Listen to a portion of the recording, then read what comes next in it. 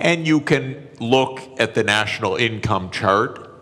You can add up consumption and investment and government spending, and you could subtract off gross national product, and lo and behold, what will that equal? Not approximately, exactly.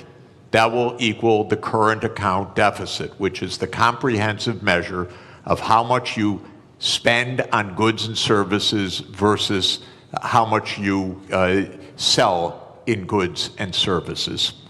So the United States runs a current account deficit because it spends more than it produces. Why does it do that? We have a big credit card in the United States. It's called the national government. The US government spends about $2 trillion a year more than it takes in revenues. What it's doing is making transfers to the American people and to American businesses. It doesn't tax Americans for those transfers because, here's another little fact, because the congressmen that vote on the budget got into office by being paid for their campaigns by rich people who don't like taxes. So the political system says, spend, but don't tax us. So we run a chronic deficit in the United States. That spending goes out either as transfer payments or goods and services, and that's more than our national income, which is about $30 trillion, and our spending is about $31 trillion. And that's our trade deficit. And for that, Donald Trump blames the world.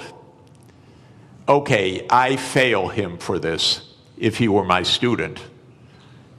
He's my president. It's a little weirder because when he did this, in 2 days, the world lost $10 trillion of market capitalization. By the way, where did it go? Did it get transferred from here to here? No. It got destroyed. Why destroyed? Because trade, something also the President of the United States doesn't understand, is mutually beneficial. So if you stop trade, everybody loses. It's not that one side wins, the other side loses. He cannot understand that concept as a guy that traded real estate in New York. So his idea is somebody had to win, somebody had to lose. But what happened when he made this announcement was $10 trillion was wiped out worldwide. It's not that the US went up and they went down. No, everybody went down. Because the whole world system is based on a division of labor, and he's breaking that division of labor into pieces. So then people said, this doesn't make sense. Even the very rich people that gave him the money for him to get into office started saying this doesn't make sense. The hedge fund managers who were his big campaign contributors, Elon Musk, who paid for his election and became prime minister, he said this doesn't make sense. And then the markets said this doesn't make sense. Not only $10 trillion, but as the finance minister said, interest rates started to rise because people began to dump U.S. Treasury debt. The safest thing in the world, apparently. So, interesting what happened. It's not quite true that he reversed things. First, he left on this 10% tariff, except for one country, for China. 145% where he on some raised products. the tariff rates. That's because the United States has a deep, neurotic attachment to China. The U.S. political system hates China. Why? Because China's big and successful. And so that the U.S. hates. It's a rival, it's a competitor, and so this is the one thing he left on. Now, he's going to mess up everything with this too, because in a trade war between the U.S. and China, China wins. China does not depend on the U.S. market very much. It's about 12% of China's exports. China will do just fine. It's just dumb policy. There's no more, sorry to say it, there's just no more explanation to this than that. It makes no sense. Now, it raises, if I could, just one last point. How can this happen when it makes no sense? And that, people should understand, we are in one-person rule in the United States. Our political system is in a state of collapse. What President Trump did is an emergency decree. Everything he does is an emergency decree. Literally, you can go on to whitehouse.gov and then follow the menu to executive decrees. And there are dozens of them. And each one starts the same way.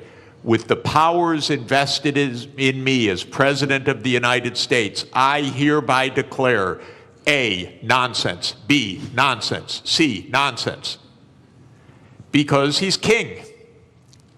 Those powers are not invested in the President of the United States.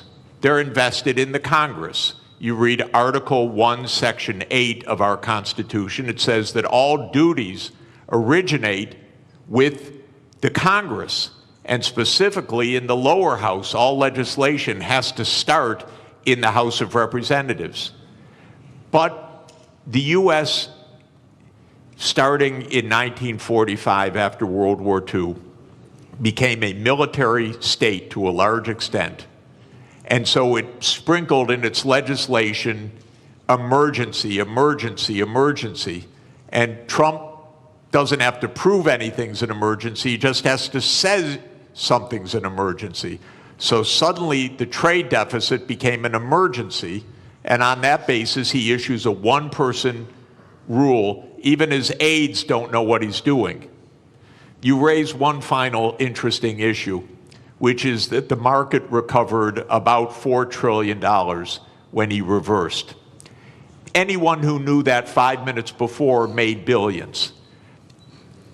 This is not the cleanest government in the world, I can tell you.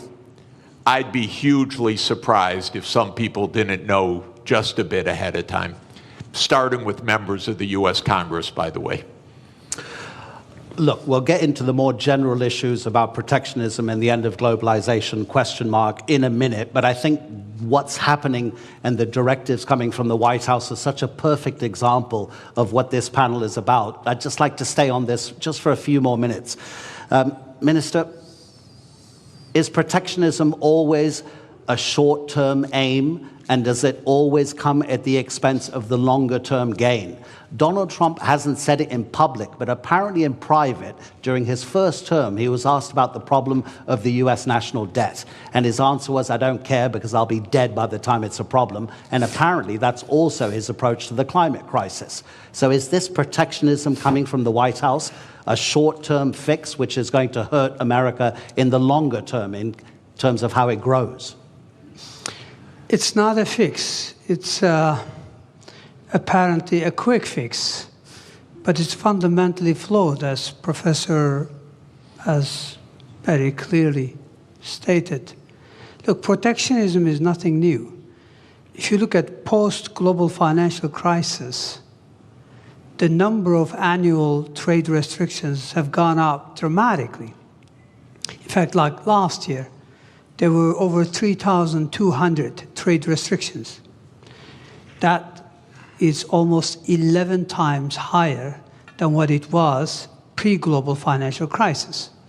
So this has been a trend, but what we have seen over the past week or two is clearly a new level. This goes beyond some protectionist measures, trade restrictions.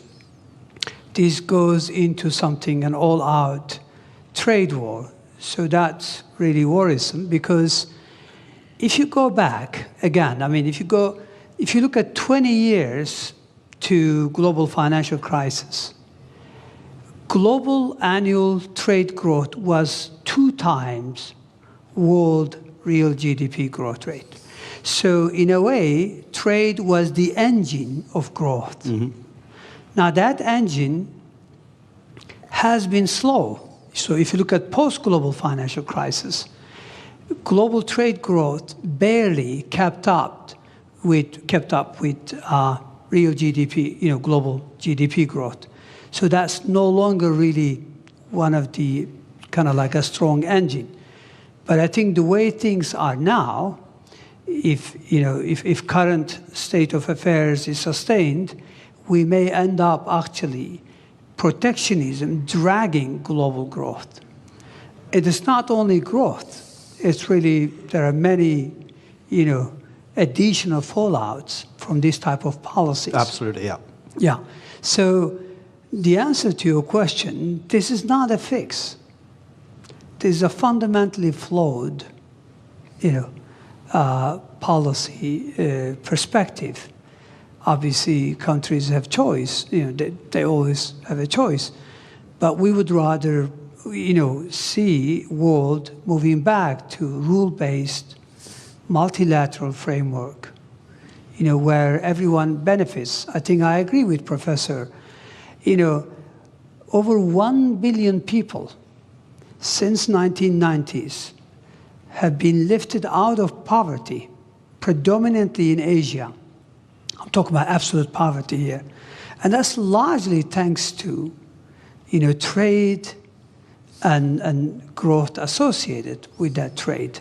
So it is worrisome that we are now experimenting policies that may actually reverse some of these gains, which I think were very important. 1 billion people out of absolute poverty cannot be underestimated. It's quite significant. Now, admittedly, trade do cause geographic dislocations, but the solution is not protectionism. The solution lies more internal sound policies, structural remedies, but also you can deploy tax policy incentives and other things to address, dislocations in regions caused by, global trade openness. So it's not a level, but protectionism will create more inequalities. It will create bigger problems. Already you've got significant headwinds for global growth. Aging population, high global indebtedness, impending climate crisis. So protectionism is going to be yet another big blow to long-term growth outlook. And that's why growth is barely, sustained at 3%. I think the risk is that we will move to a new era where per capita GDP growth will almost disappear if we continue down this path.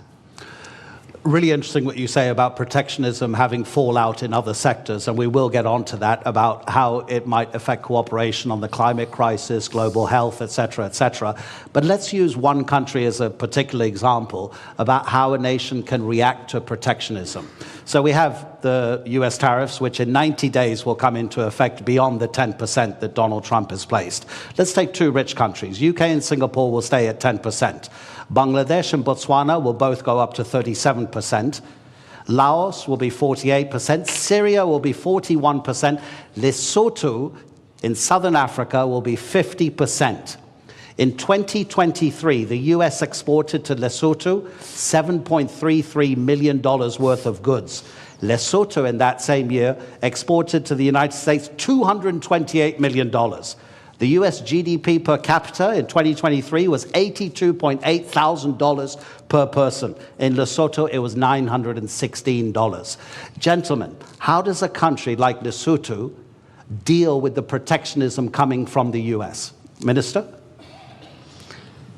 Well, look, protectionism is an external shock, meaning it's not a decision by, the counterparty. It's essentially, so how do you deal with it?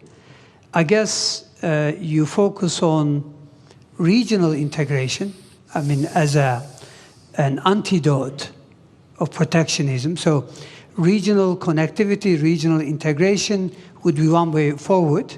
So, instead of globalization on a big scale, you focus on how you can deepen and broaden your ties with your immediate neighborhood or countries that are still willing to entertain rule-based trade. So I think that's the only way. Again, this is a major shock for many countries. I think global supply chains are going to suffer. This will lead to, already, I think the risk is that capital will be misallocated. Take us, take Turkey, for example. We are the world's second largest of white goods exporter. We need chips, basic ones, nothing sophisticated. We're not talking about 4 nanometers. We're talking about 30, 40, 70 nanometers. If we're worried that countries are not going to supply that, even though it may not be the most efficient way, we may have to go into a very large capex to see if we could produce them. We are good at something. Other countries are better at something. So we would rather trade. And this is a very simple, economics, theory. Everybody benefits. So I don't think, X country or Y country, there's not much they can do except to look at, ways in which they could mitigate the fallout from not being able to sell goods to the United States. But Professor, that takes a long time to arrange because, of course, the shock is immediate. You can't make deals that quickly, can you? I think the particular tariff rates that Trump announced last week that led to that financial bloodbath are not going to come back. So I don't think we're going to hear again about those numbers after 90 days. 90 days in U.S. time now is infinity. It's eternity. We'll never hear those numbers again. Where did those numbers come from? Something, again, so stupid you can't believe that any country would do this. But the idea is the following. As I said, if you want to know what your trade balance is, you earn some income, so you sell some services to somebody and you buy things. And if you spend what you earn, you're in trade balance. Technically, you're in current account balance. Now, most of us, I work for one employer, my university, so I run a big trade surplus with my university. And then I run a pretty big trade deficit with the grocery store that we buy our groceries from, and if I have to buy shoes, I run a trade deficit with the shoe store, and so forth. Trump's idea, just to add to the craziness of it, is that you should run a trade balance with everybody, not an overall trade balance, but a trade balance with everybody. So you should sell a little bit, you should work a little bit for your shoe store, you should work a little bit for your grocery store, you should go around anytime you want to shop, you trade something. I'll write you an essay if you'll sell me shoes, and you make your living somehow trying to balance your trade with all of your counterparts.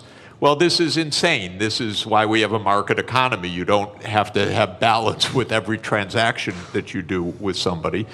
But what Trump said was, oh, Lesotho, they sell us more than we buy from them. So they're cheating us. That's literally what he said. Literally what he said. Okay, is it completely delusional or rhetoric? It's delusional, okay? Just so you know. It's weird. But anyway, now, then he calculated a formula. Okay, Lesotho, we have to tax them by the amount to reduce the imports from them so that we have balance with Lesotho. And then they made some absolutely stupid formula that you would not accept in a first year, third week class. It came out of the US Trade Representative's office. They probably were told, do it overnight, the boss wants it.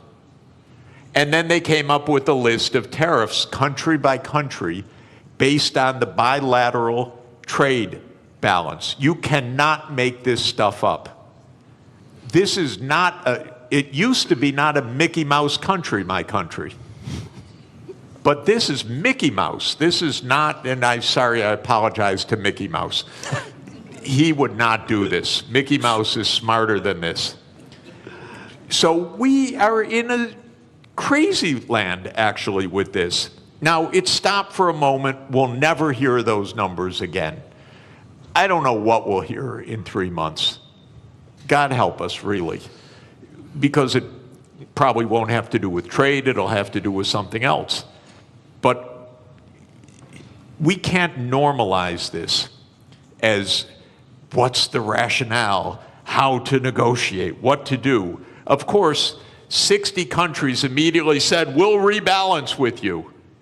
And the President of the United States literally used the language I'm about to use. I'm quoting him because otherwise I would never say this. He said, 60 countries are coming to kiss my ass. He said that in a public speech, the President of the United States.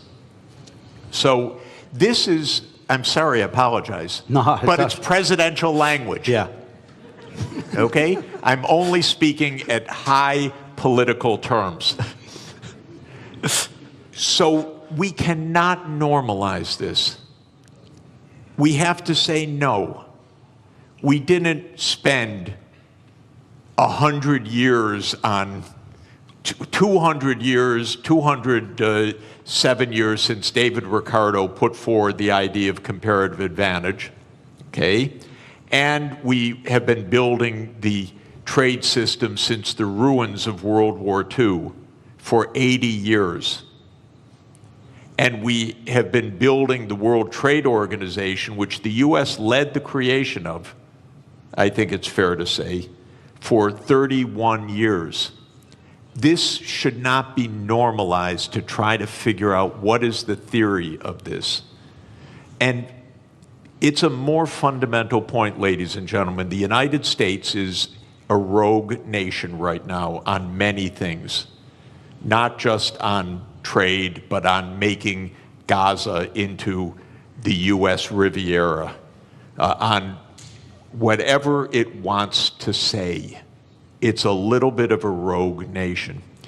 For the world to hold together, the rest of the world has to say, we're not going down crazy lane. We're going to be responsible. We're going to go to the UN. We're going to go to the World Trade Organization. We're not going to get into this downward spiral. Because if we normalize craziness, there is no way out. You mentioned Mickey Mouse, but there's a kind of a theme here from Bloomberg, the news agency. These are its headlines in the morning and the afternoon of Tuesday, Wednesday, and Thursday. Tuesday morning, this is madness. In the afternoon, a clown show. On Wednesday, stocks keep falling.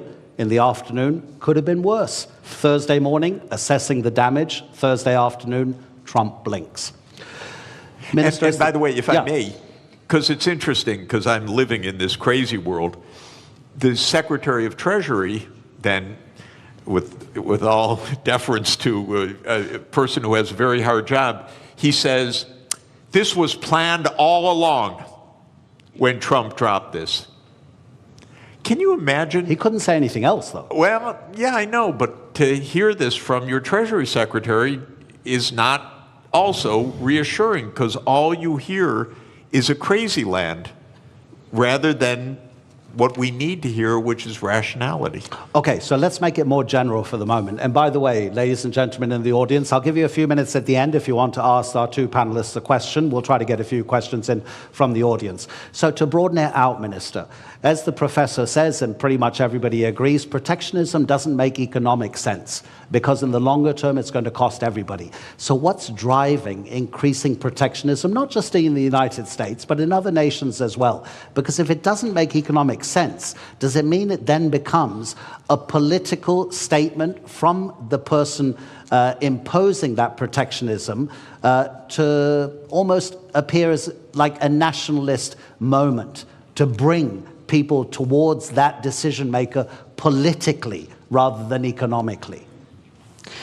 Well, it's easy to explain. I think what is driving the current, what seems like a fundamentally flawed policies is, first of all, let's set the scene. I mean, there's a geostrategic competition between China and the United States. We know that. China has what it takes to become a superpower because it has human capital, it has state-of-the-art infrastructure, and now it's catching up in technology. The United States considers itself as the hegemon power. So we know from history there's always been tensions between existing superpowers and emerging ones. It doesn't have to end this way, meaning in a trade war or any other wars, but it does in the past. I mean, history tells us that we more frequently see tensions rather than cooperation. So what lies behind this? Very simple. Go back to 20 years ago, roughly speaking. China accounts for about 8% of global manufacturing. Today, China accounts for more than 30% of global manufacturing. Who lost ground? United States, European Union, and Japan. United States clearly also sees this. Again, go back to 20 years ago and just visualize a world map. Which country commands as the main trading partner of the rest of the world? Maps are all over the place. Clearly, it was the United States 20 years ago. Today, it's China. Now, normally, the way you would respond, the way I would respond, is that, look, we need sound policies, structural reforms to regain ground. Instead, it looks like this rivalry, combined with lack of, obviously, clear understanding, is that it leads you to go after quick fixes. And quick fixes, which is also to do with populism, nationalism, is to blame others and is to present it in a simple fashion. The reality is you have to be more competitive. You have to invest in upskilling, reskilling your population. You have to invest in your infrastructure. And you have to, there's a long list of homework. But those are politically difficult to deliver. They take time, and they're difficult. So structural policy has been lacking in most countries. And when you can't deliver structural transformation, then you rely on monetary policy to fix things. Monetary policy in many parts of the developed world have been doing the heavy lifting over the last couple of decades in the face of difficulties. So my point here is that I think we know what drives it is losing ground. But how do you regain ground? Again, the sophisticated way would be to do the right thing and deliver on reforms. The easy way would be to blame everyone else and come up with high tariffs as a fix. let's see. Okay, so protectionism is also not helping your friends to concentrate more on yourself rather than the outside world. We know that the drastic cuts to USAID, the Agency for International Development, has already or is going to cost lives. Myanmar's recent earthquake, the Americans have been for decades maybe the most important first responder, sending hundreds of rescue workers. They sent 3 administrators. They didn't send a single rescue worker. They laid off recently some people working for the federal government on the US nuclear program. They realized very quickly within a couple of days that it was actually a national security issue, so they were told to come back to their office. The office said, sorry, they've been excluded from their federal emails, so we can't get in touch with them. So they couldn't re-employ them. Professor Sachs, when you were president of the Earth Institute at Columbia University, it focuses, I've got to read this from the notes, it focuses on sustainable development, this institute at Columbia, including research in climate change, geology, global health, economics, management, agriculture, ecosystems, urbanization, energy, water, everything that we need to live. So how does protectionism affect these kinds of relationships between one country and another country?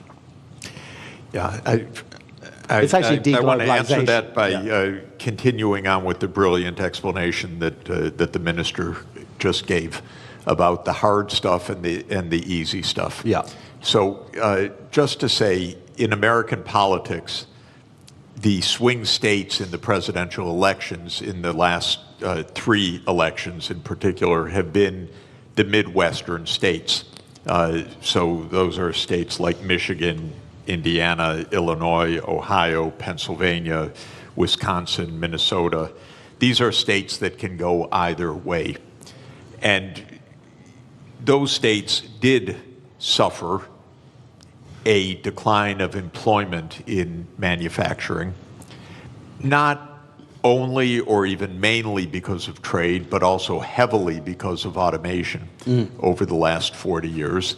I come from Detroit, which is Motor City, used to be, and I used to go when young on school field trips to see the assembly lines, and there were actually workers on the assembly line.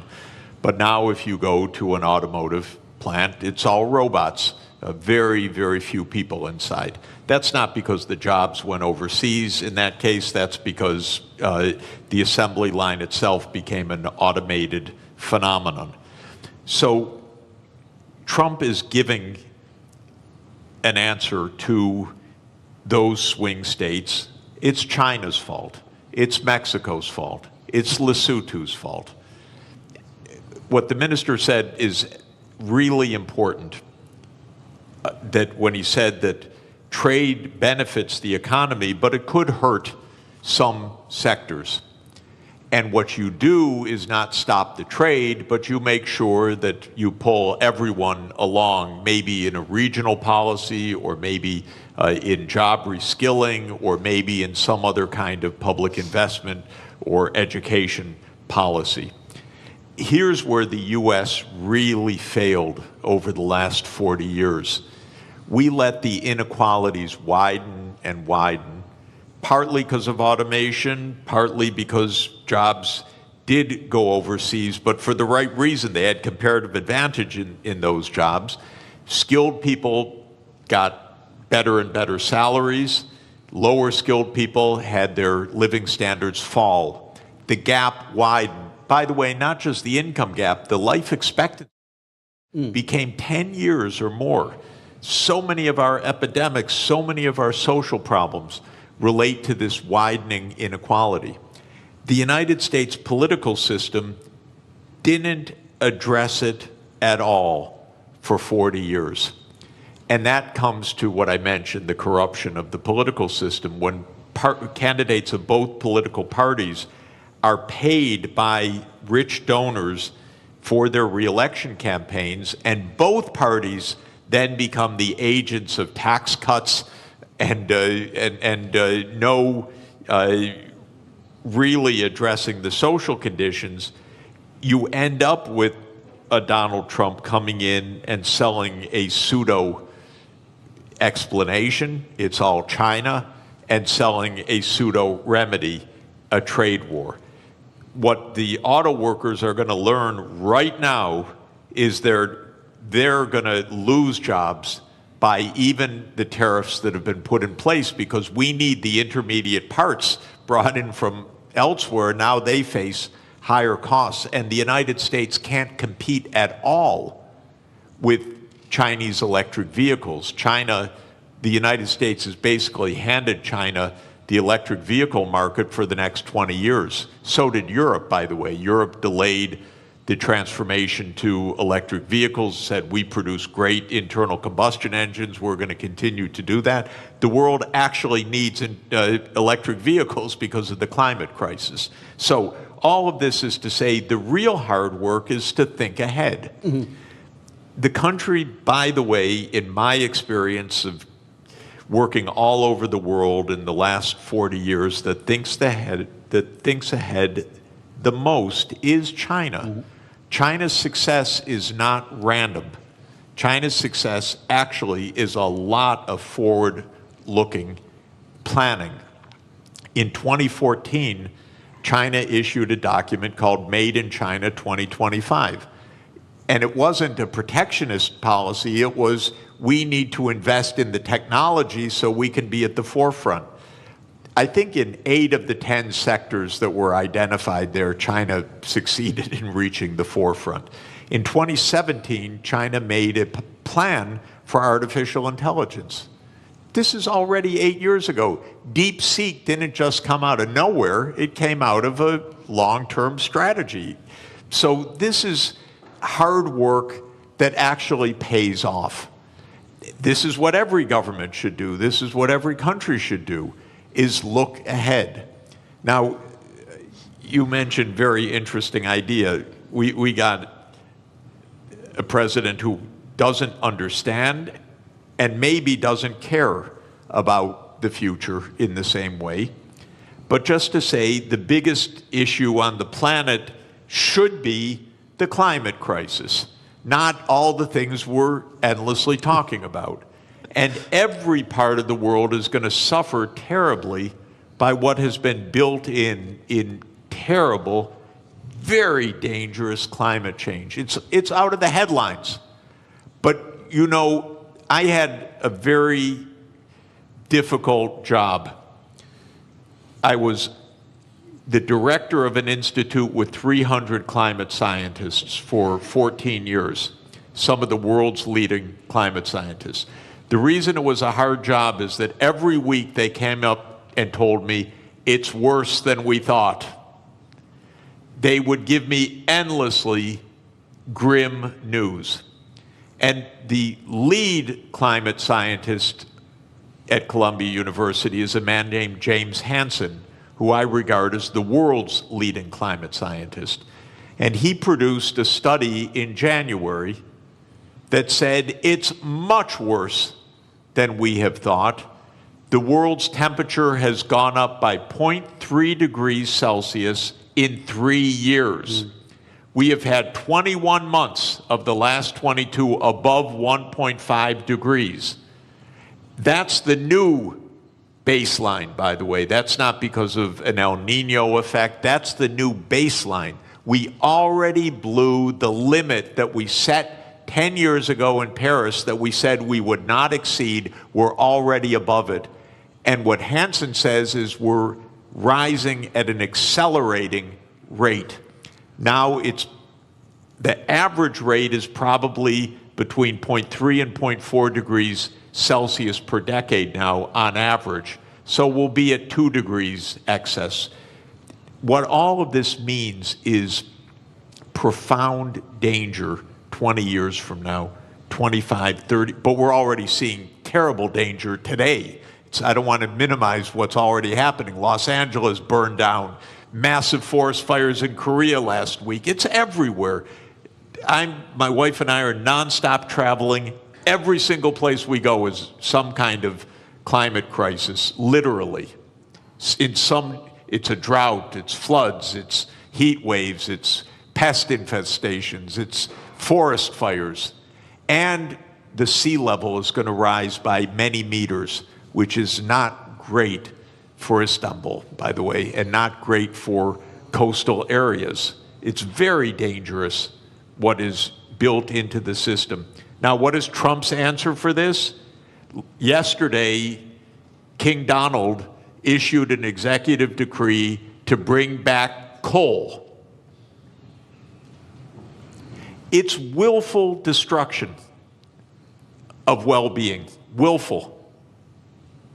And that is, again, he pulled out of the Paris Agreement. What I'm hoping, ladies and gentlemen, is the other 192 members of the UN have to say, no, we're not entering a crazy land. We're going to take care of our future. Right now, I live in a crazy land, but the rest of the world has to